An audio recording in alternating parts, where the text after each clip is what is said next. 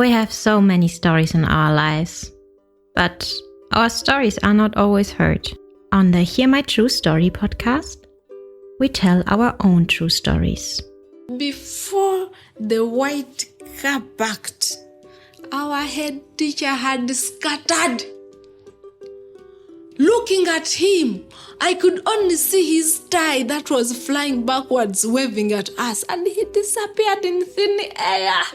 I want to share my life story. I want to share my voice with the people because I know that just a small joke I can tell through this podcast, it will make someone smile.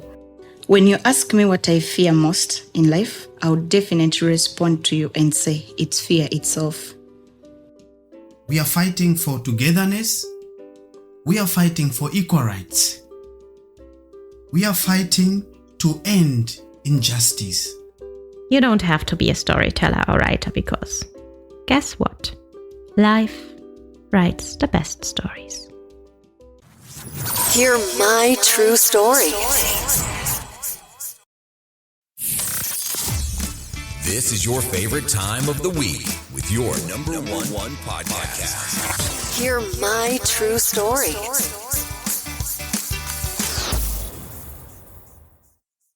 Yeah, our dear listener, thank you so much for coming to the Hear My True Story podcast. It is me, your host, Otako, and I'm always happy when people come on this wonderful podcast. However, today I would like to share with you my personal true story. Yeah, I am a storyteller. And of course, sometimes I like sharing my personal experiences. With you every week. Hear my true story.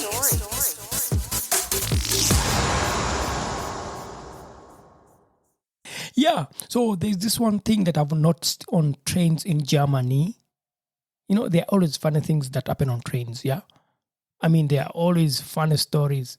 And of course, I always pay attention to what happens when I am on a train. There was a moment when I was traveling on a train. You know, German introduced this €9 ticket that allows you to travel around Germany for only €9. If you live in Germany, you know that train tickets can be expensive. I mean, for myself, train tickets are quite expensive because I can't afford them at the moment. I'm a student and, with a family, I can't afford that all the time. Anyway, I bought myself €9 ticket in July 2022. With it, I could travel anywhere in Germany. However, the trains are always full. You have to be lucky to get a free seat. But you can get one if you get on a train at the first station. This day I was lucky. I got on a train on the first station. I had a free seat. And there were some free seats. But as we continued to move on with the train continued driving and driving. So more passengers were getting on the train. Which meant that even more people could not get a seat. That meant that some people could stand. But sitting directly across from where I was seated was a couple, a man and a woman, with their smartphones. In train there are these kind of seats that they are 4 seats. Yeah. 2 of which are facing each other. So this couple was seated on this kind of seats. 2 seats were free. However, they had put their 2 bags. To make it worse, they also had put their legs and feet. Their feet hanging. But next to them, there was a old woman and a child standing. And then we continued moving from one station to another station. People were getting into the train. The train was so full, crowded. People were standing next to each other. If you imagine being that kind of train where people are standing next to each other, there is no space even to breathe. It is overcrowded. But 2 people are using 4 seats. Seated on 2 seats.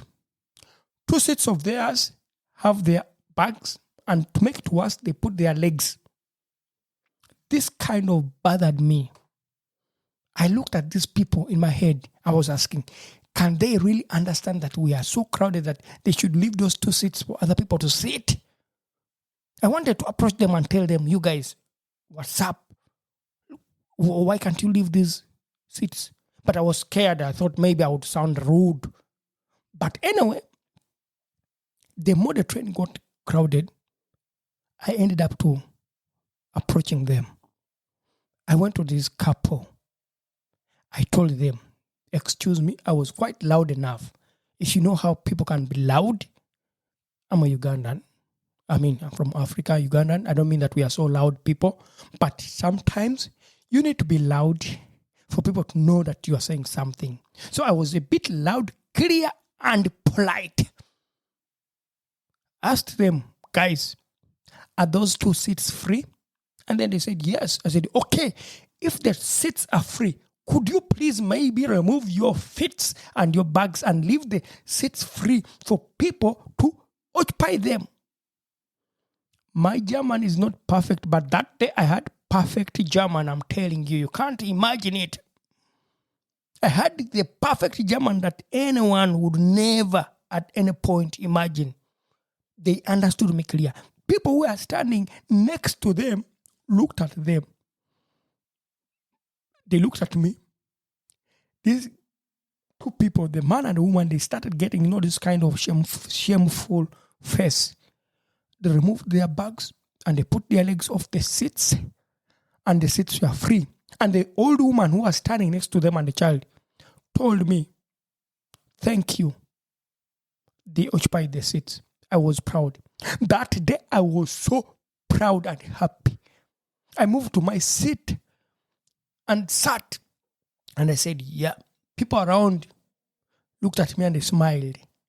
Because I had stood up to say something. I don't really understand why people here in Germany, when they travel in public transport, they don't at any point think of other people. It is quite annoying. Why can't you have public manners?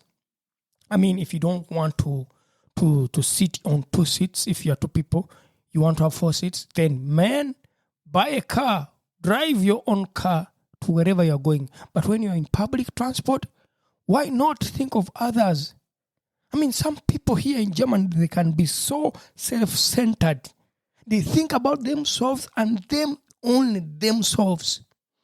And I've seen this, I've noticed this. People think about themselves. They are self-centered.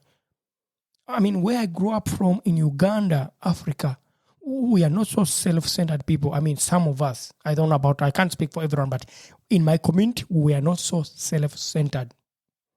People care about you. When you travel in Uganda, you can find that even people squeeze up to make sure that you can also have a seat somewhere. That's how people are not so self-centered. And this is what worries me. I worry that I don't want to become self-centered. That worries me a lot. And I fear that. I can tell you another experience I've made on a train. There is a moment when I was on a train, still €9 ticket, but this time it was not so full. There were spaces, people to sit. Everyone was seated. And then as the train set off, I heard some nice music play on the train. And I was, wow, where is the music coming from? But then guess what? There was a musician, street performers or open air performers, people who play music on the street or in public spaces. So this person was playing nice music with a guitar in the train, and it was really nice music. Everyone was like, wow, that's a nice song. Wow, it's playing really well. Yeah. So the guy was moving in the wagon where we are coming. He's playing, collecting some coins. Then, I like music. I like art. I support artists when I hear their work.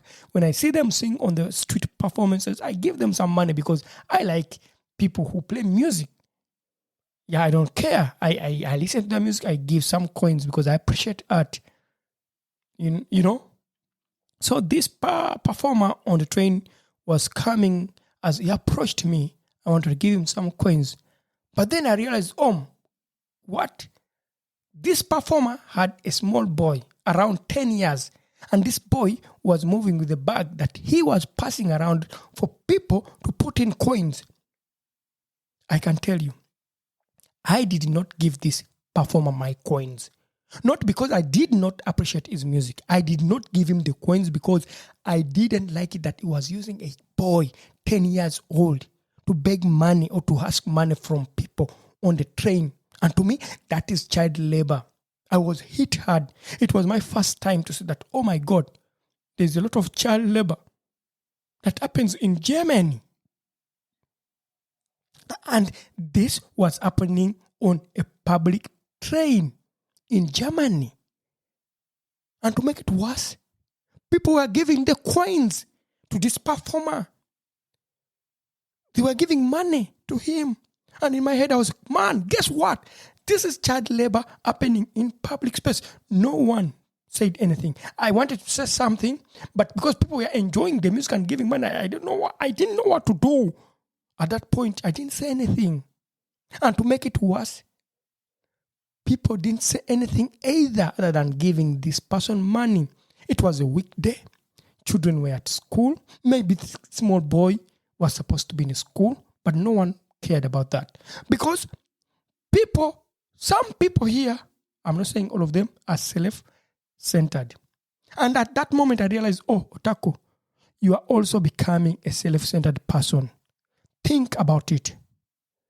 Since then, when I see things happen on the train, when I see someone doing something wrong on the train, I get up and say something. If I see something wrong happening in a public space where I am, I get up and I speak. I know people will say that, that being you when you speak a lot, you'll be saying that you have a big mouth or you speak a lot, you interfere people's business. Come on.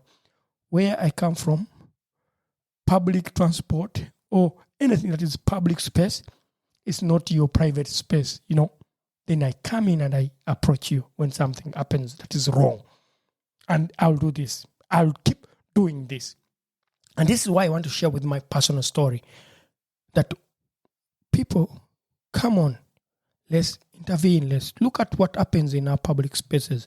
Let us think about when you see someone doing something wrong. Sometimes it may be, maybe they are not informed.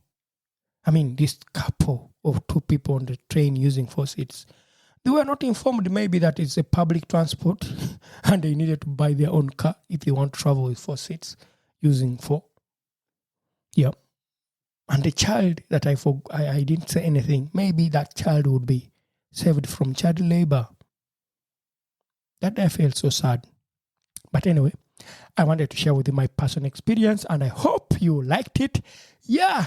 And if you didn't like it, I'm sorry, but it was my personal experience. And for those who listen to our stories and you like these stories, please thank you for always following our wonderful podcast. And I would like to say thank you. And we are independent podcasters. If you like our stories, please share them. Tell people about our podcast.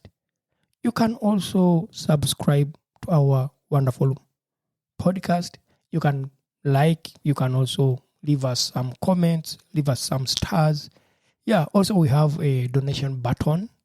If you really like supporting the podcast, you can definitely check on our website, hearmytruestory.com. You can definitely donate some simple euros to our work, and that makes us really happy. Yes, I would like to say bye for now. Till again next week. Thank you. We not only have voices for a podcast, but also faces for YouTube. Don't miss your next episode. Hear my true story.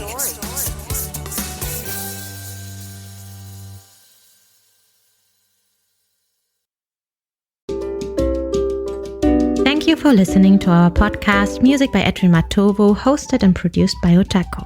Subscribe to our podcast for more stories and visit us on our website, hearmytruestory.com, for more stories.